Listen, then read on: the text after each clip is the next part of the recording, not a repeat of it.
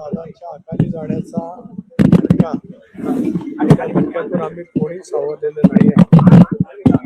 अजूनही आम्हाला वाटते दादा आमच्यातच आहे.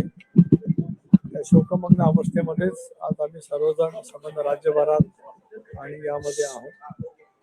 त्यामुळे आज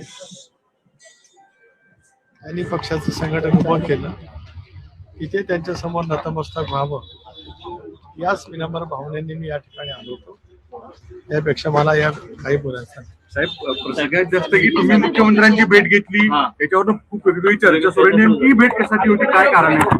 आज भेट जरूर झाली. सुनेत्रा बहिणी आणि परिवार धार्मिक विधीमध्ये आहे.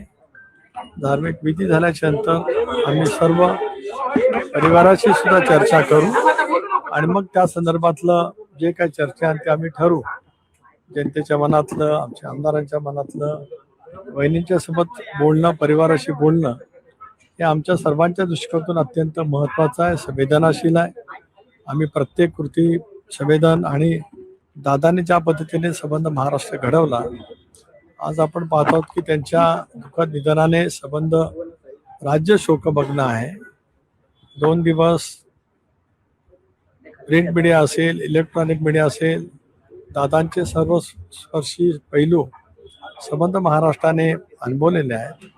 त्यामुळे त्याच अतिशय शोकाकुल दुःखद वातावरणामध्ये आम्ही आहोत. बाकीचा जो विषय असेल त्या विषयाच्या बाबतीमध्ये कुठली चर्चा नाही.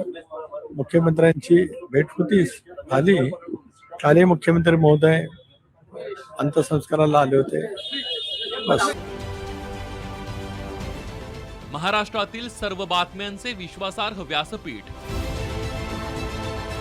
सकाळच्या सर्व सोशल मीडिया प्लॅटफॉर्मला लाईक, फॉलो आणि सबस्क्राईब करा. तसंच सर्व नोटिफिकेशनसाठी बेल आयकॉन प्रेस करायला विसरू नका.